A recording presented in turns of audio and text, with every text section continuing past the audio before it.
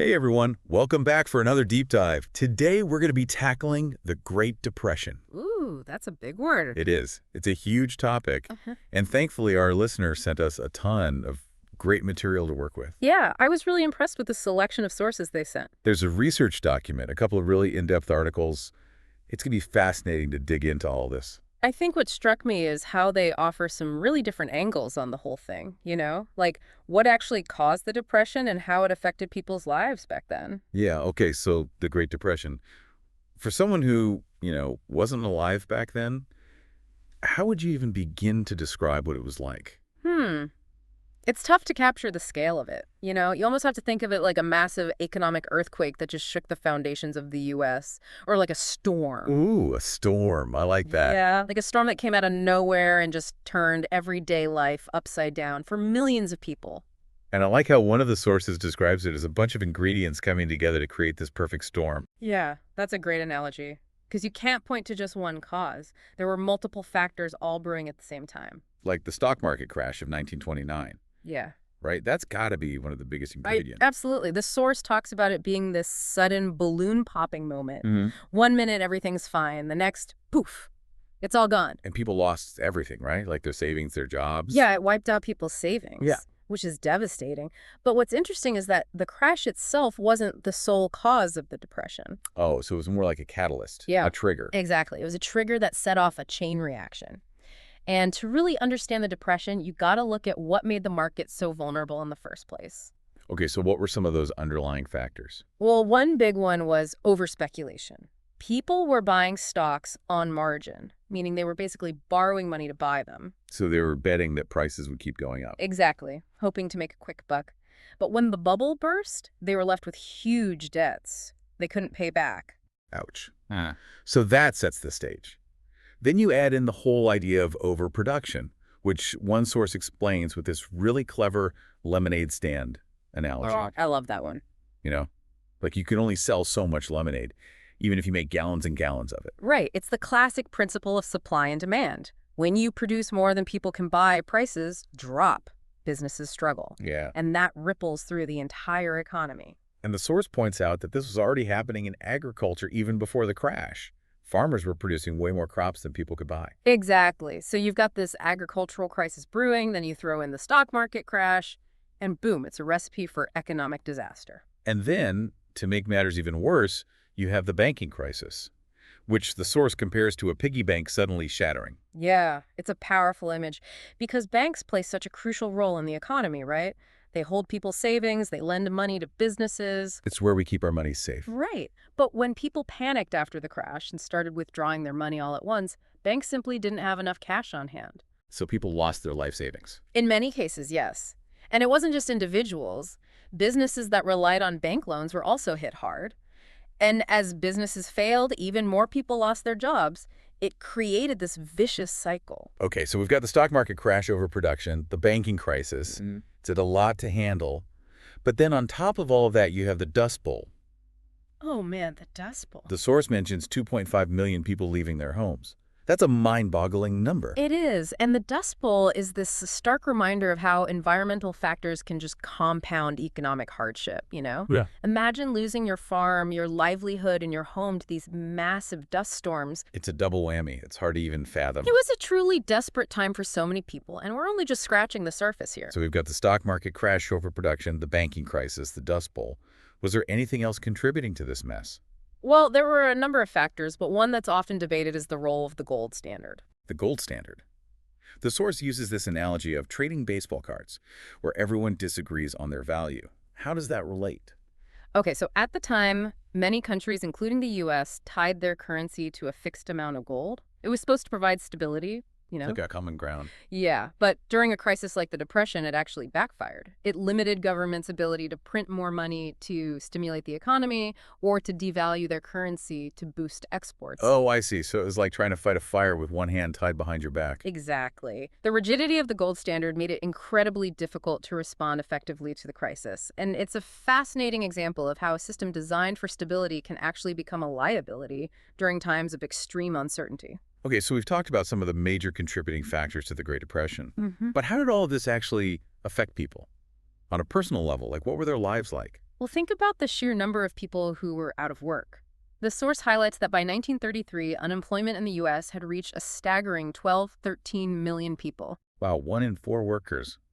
That's hard to even comprehend. Imagine the despair, the uncertainty, the sense of helplessness. People were losing their homes, their businesses, their savings. Families were struggling to put food on the table, and there was no social safety net like we have today. So what did people do? How did they survive? Well, many turned to charity. Soup kitchens and bread lines became commonplace, and there was a tremendous sense of community of people helping each other out. But there was also a lot of anger and resentment, particularly towards the government. The source mentions Hoovervilles, these shanty towns named after President Hoover, who many blamed for the crisis. Right, these Hoovervilles were a stark symbol of the human cost of the Depression. They were makeshift communities built by the homeless and unemployed, a testament to the desperation of the times. It's heartbreaking to think about the impact on families. The source talks about delayed marriages, fewer children, kids taking on adult responsibilities. Absolutely. The Depression had a profound impact on family life. Children were forced to drop out of school to work and help support their families. Marriages were postponed and birth rates plummeted. It was a social and cultural upheaval unlike anything the country had seen before. It's like the whole fabric of society was being stretched to its breaking point. Yeah. And that's what makes the Great Depression such a compelling and multifaceted event to study. It wasn't just about numbers and statistics. It was about real people, real families struggling to survive and make sense of a world that had been turned upside down. It's like the Depression forced a total rethink, about how society works and what the government should even do. So before the Depression, was there like a totally different attitude towards the government? Yeah, there was a strong belief in what they call laissez-faire economics. Like the government should basically stay out of the market, let the invisible hand do its thing. Hands-off approach, huh? Yeah, Let the market regulate itself. precisely. But the Depression was so bad, it really challenged that thinking.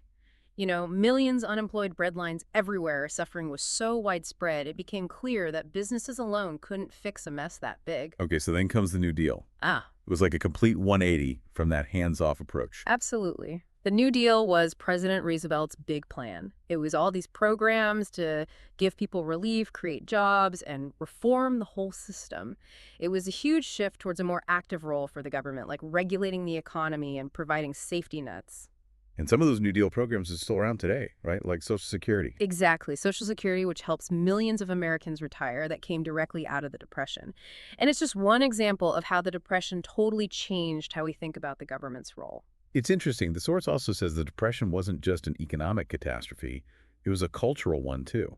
What did they mean by that? Well, think about it. When millions of people are just struggling to survive, it impacts everything. Art, literature, music, fashion, everything changes. It's like those Dust Bowl photos, right? The images of migrant workers and families trying to survive, they're just seared into our collective memory. Exactly.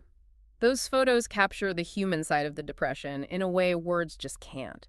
And photographers like Dorothea Lange, they had a huge impact on how people saw the crisis. And in literature, there's John Steinbeck's The Grapes of Wrath, right? The family driven from their Oklahoma farm by the Dust Bowl and the Depression. Yeah, Steinbeck and other writers of the time, they gave a voice to everyday Americans struggling to make ends meet. And those books and stories didn't just reflect the Depression. They helped shape how we understand it. It's crazy how those stories can take us back in time. Yeah. Help us connect with the human experience of it all. Yeah, they remind us that history is not just about dates and facts. It's about real people living through those times. So we've talked about the New Deal's impact on the U.S., but the source also mentions the Depression went global. How did that happen? Well, for starters, it wasn't just the U.S. that was hurting. The Depression hit countries all over the world. It was a global phenomenon. So how did it spread? Was it like a domino effect? Kinda. The U.S. was a major economic player, so when it crashed, the whole world felt it. International trade basically froze up. Countries started putting up trade barriers. Trying to protect themselves. Exactly. It's like a ripple in a pond. Disturb one part and the whole thing starts shaking. The source even says this global connection was already there back then, which is kind of wild, right? We usually think of globalization as a newer thing. I know, right? The Depression showed how connected the world's economies already were even back then. So how did the Depression play out in other countries? Like, what were the specifics? Well, take Europe, for example. The Depression just made existing tensions worse. It helped fuel the rise of some pretty extreme movements like fascism in Germany and Italy. And in Latin America, export markets crashed, leading to massive unemployment and unrest. So it wasn't just about the economy. It had huge political and social consequences worldwide. Absolutely. And those consequences lasted a long time. Fact. Made a real impact. It makes you wonder if things could have been different if countries had worked together more. You know, tried to find solutions together instead of going it alone. That's a big question historians and economists still debate today. Some say, yeah, maybe if countries had coordinated, they could have softened the blow. Others think the political climate back then made that basically impossible. So no easy answers, Hmm. but it shows how important it is to cooperate on global problems, right? For sure. And I think that's one of the big lessons of the Depression. We're all in this together, whether we like it or not. What happens in one place affects everyone. All right, so we've explored the social, cultural, and global impacts of the Great Depression. But what about its lasting legacy here in the U.S.? What actually changed because of it? Well, like we talked about, the New Deal really changed the role of government in America. It wasn't just about helping people during the crisis. It was about building a system to hopefully prevent another disaster. So putting safeguards in place, creating a more resilient system. Exactly. And the New Deal led to Social Security, unemployment insurance, and a bunch of other programs to support those in need.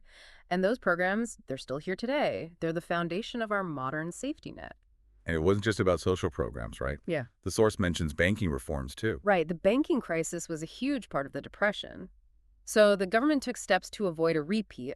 The FDIC, which ensures bank deposits, that was created in 1933, specifically because of all the bank failures back then. So they were trying to learn from their mistakes and build a more stable financial system. Exactly. They wanted a system less prone to panics and runs, a system that would protect people's money and keep the economy running smoothly.